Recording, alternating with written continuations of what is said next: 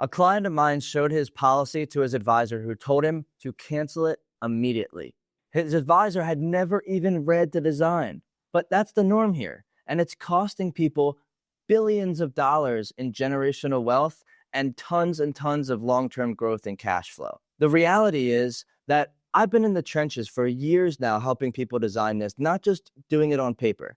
Now, if you're serious about leaving money behind to your family and protecting and controlling your money, this video could change how you think forever.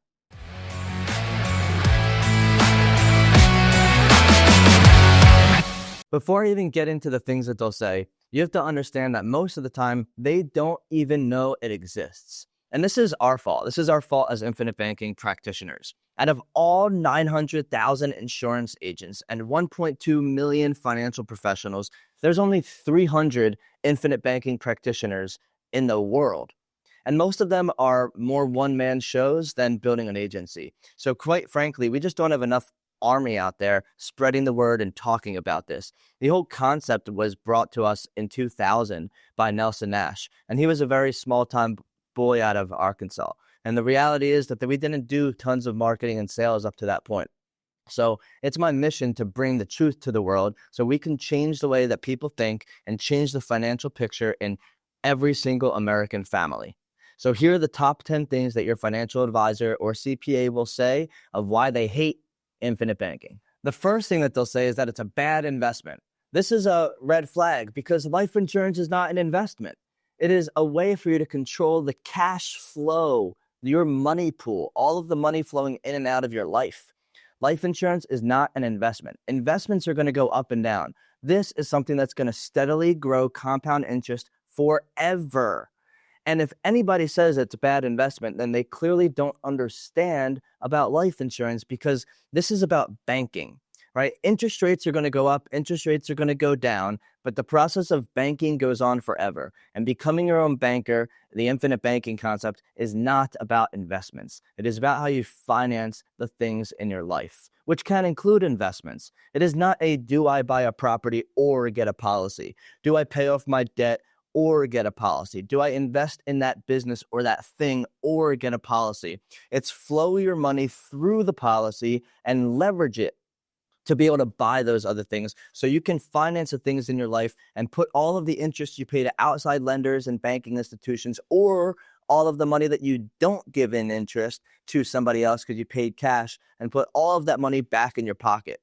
And so if up to this point, if you've been thinking about how can I get the most returns out of everything that I'm doing, maybe it's time that you start thinking like a wealthy person and start thinking about leverage instead of interest rates. The second thing that they're going to say is that you should max out your 401k or Roth before you do anything else. And they're trained to say this. First off, they're going to make money on this thing. And yes, I'm a life insurance agent, so I make money on this thing too. The difference is that they're going to receive money on your money forever, whether it goes up or down.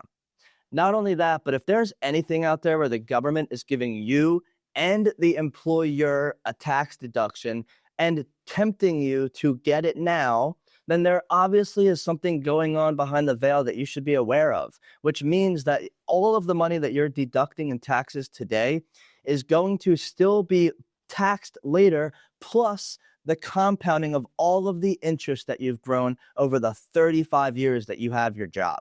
And so this is a collusion between the bankers and the government to, number one, give you a decrease in taxes now so that they can make money on your money today, and the government to make all of this more money in taxes than they would if you just paid them from the first place.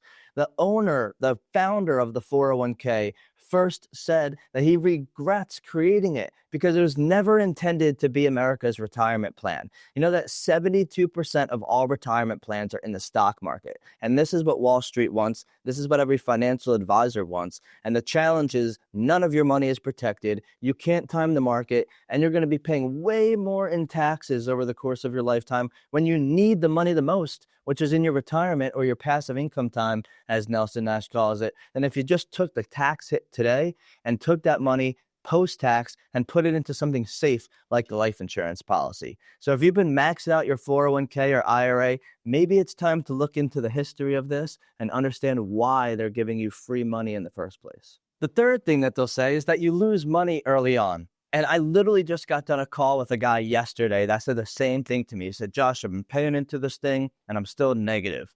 Well, it would be foolish to look at that as that way. Why? Because that's how real estate works. That's how every great asset works. If you put 200 grand down, 20% on $1 million property, that's cash flowing 8%. So you put 200 grand down, you get $80,000 a year of rental income. It would be a dumb idea to say, well, you put 200 grand down, so you just lost $200,000, and they gave you 80 grand of rental income, so you're still negative 120 grand. And then the next year, you got 80 grand back, and you're still negative $40,000. That's not really how it works. You just bought $1 million asset that's going to appreciate over time, hopefully, or should. And with real estate, there's a chance that that asset does not appreciate. In Miami, real estate is currently overvalued at 20 to 40% the national average, depending on what area. And this happened in 2007. And then in 2008, the prices of everything dropped 50%. So the reality is that you could actually lose that appreciation and lose money on that thing. With a life insurance policy, you are guaranteed, contractually guaranteed. And if you need some history, every life insurance company, the main ones, have been around for almost 200 years, paid dividends during the Great Depression, dividends in 1987 when the stock market crashed, dividends during the Great Recession in 2008. Every single one of these situations, all were paid dividends, and you have something guaranteed that's going to leave millions of generational wealth to your family that you never have to worry about. And so, yes, in the early years of a policy, if you're looking at it, yeah, you're going to be down in cash flow if that's what you're looking at it, but you're looking at it too short term. Life insurance is meant to be looked at over a 15, 20-year time horizon. Just like planting a forest, the trees have to grow. The trees have to grow over time, and over time, you'll have an entire forest. But if you're standing there yelling at the seed to grow, then you're missing the point of having a forest. And if you're yet sitting there looking at your cash flow in year 1, 2, 3, 4, 5 of your policy, you're missing the point, because you're going to have a whole forest of generational wealth that goes on for generation after generation. If you have some patience and discipline and truly understand why whole life insurance exists the way that it does. Wait. Before we move on, please like, subscribe, and turn notifications on so that we can deliver more and more content to you every single day. The fourth thing that they'll say is that the agents are just doing this to get big commissions. And that's just not accurate. This is the pot calling the kettle black, because they're going to get 1 to 3% of asset under management fees for you for life, whether the market goes up, down, left, right, or sideways. And they frankly have absolutely zero control of any of those situations happening. The reality is, for most life insurance agents, we are structuring policies where we actually drop our commissions so you can have a higher amount of cash value early on, where we're going to get 25% usually of what we actually could get if we didn't design it specifically for infinite banking. And so most life insurance agents that do infinite banking, that are authorized infinite banking practitioners, are actually dropping their commissions about 75% less than they could make if they didn't structure it properly for you. Number 5, and this is my favorite, is my advisor told me to buy a term and invest the difference. So I watched a Dave Ramsey video, and he says to buy a term and invest the difference. This is completely outdated. In 1977, when Primerica first started and the interest rates in America were in the teens, this made a lot more sense.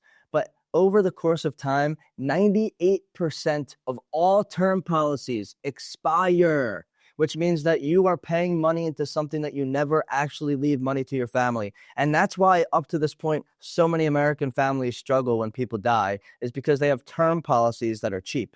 And they're missing the point. They're paying the least amount of premium for the most amount of death benefit, and then it expires, and it's a scam.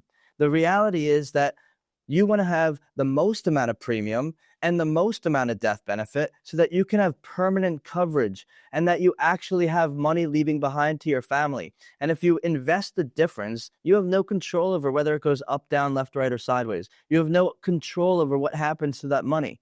With a life insurance policy, you have guaranteed interest and dividends that are not guaranteed but paid for the last 200 years. And the reality is that every single time that you do this, you have control over your money. You have no control and no wealth that's being created with buying a term and investing the difference. Number 6 is that it's too good to be true.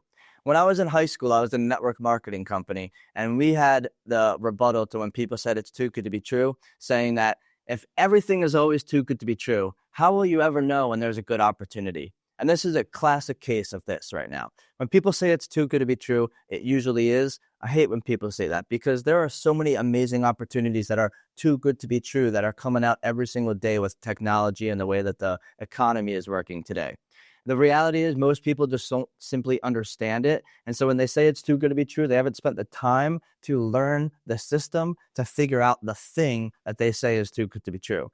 And so you want to be able to actually just do some research, actually understand the product, understand the opportunity, whether it's with infinite banking or anything else out there. Sometimes if something seems too good to be true, maybe you're actually onto something revolutionary. For example, is AI too good to be true? I can just type in any question to anything that I want the answer to, and it'll give me everything I could possibly know about that thing.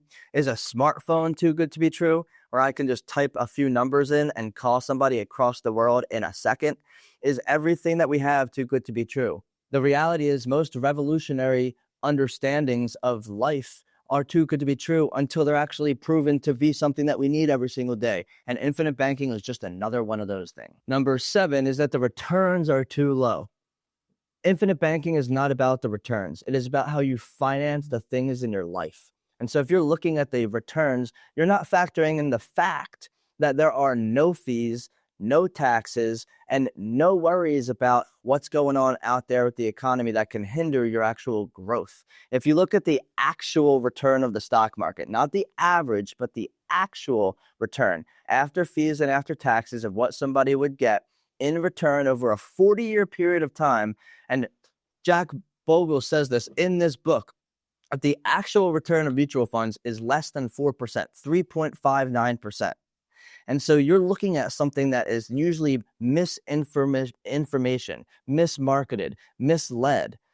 Life insurance is guaranteed money. Now, what's the opportunity cost of that? What's the opportunity cost of having all of the interest that you pay every time you buy a home, every time you buy a business, every time you buy a car, every time you put money into something, and you're paying interest to outside lenders? In a mortgage, 86% of all of the money that you pay in the first 5 years goes to interest. In a car, 35% of all the money that you pay into a car financing company goes to interest. If you use a term policy or you move your house or you lease a car, 0 of that money goes into your pocket. You're just giving money away. And the returns come, the real returns come over a long period of time to the opportunity cost that you have by taking all of the interest that you pay to outside lenders, putting it in your pocket, and allowing that to compound for the rest of your life. Number 8 is that it's not liquid. If you're talking about IULs, I completely agree with you. There are surrender charges usually for the first 5 to 10 years of the policy where you can put cash into your policy and have 0 access to it. With whole life insurance, you have access immediately, typically within 10 to 20 business days. So less than a month, you have access to the cash value. At any time, no matter what, either A, you can surrender your policy and say, scratch this whole thing, and the life insurance company will send you a check for the cash value, or you could borrow against typically 90 to 95% of the life insurance cash value, not from the cash value, but against the cash value, and use that for whatever you want. No credit check, no bank loan documents, no financial proof, no nothing. It is your money that you've been paying in premiums that you now have access to be able to leverage against. And so the reality is that you're going to be able to leverage against the life insurance company's money. You're not using your own money. It's the life insurance company's money. So if you hear anybody say you can borrow your own money and pay back into your policy, they don't know what they're talking about. But you have to be able to understand that you have access to this money immediately, especially if it's designed properly and you're putting cash in up front to use for a real estate investment, business opportunity, car, or just for your simple day-to-day cash flow of your bills every single month. You have access to that money whenever you want to, and that you can use that money for anything that you want as well. Number 9 is that it's too complicated. It's really not. There's only a few features of a life insurance policy. You got the premiums, you got the dividends, you got the death benefit, and the cash value. These are the only aspects of it. And if you talk to a true authorized infinite banking practitioner, they'll be able to explain it very, very simply. Most things financially are way too complicated. The stock market is too complicated. Real estate investing is too complicated.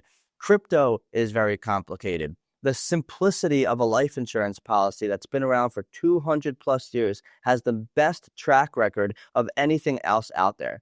And if you're thinking like a consumer, it might be a little complicated. But if you're thinking like a banker, if you're thinking like a business owner, if you're treating your policy as a banking system, then it's going to require you to rethink your thinking and understand the simplicity of a life insurance policy. And if you require to understand it simply, then talk to an infinite banking practitioner so they can break it down for you. But it's the simplest financial product in the world because it's guaranteed. There's no hopes, no dreams, no nothing except what's on the paper in the contract that you have a right to own. And last but not least, number 10 is that only the wealthy do this. Well, if only the wealthy do it, shouldn't it be something that you pay attention to? Or shouldn't you probably model your financial strategies after the ultra wealthy? A lot of people come to me and say, Josh, I talked to my wife and she doesn't think this is a good idea. Your wife is a nurse and makes $70,000 a year and quite frankly knows absolutely nothing about money. Or somebody might say, my husband knows about this. And the husband is a firefighter that makes $50,000 a year. If you're not talking to the right people about money, then this is something that you should consider the source of where this information is coming from. The Rockefellers have been utilizing cash value life insurance through dynasty trusts to leave money behind to their family for generations after generations. Every single wealthy person has tens of millions of dollars of cash value life insurance. Every bank has tens of billions of dollars of cash value life insurance because this is a top tier 1 asset that is guaranteed for life to be there for you and all your generations to come. So if you think that only the wealthy do it, maybe it's something that you should pay attention to and stop counting yourself out of doing exactly what you need to do to become wealthy.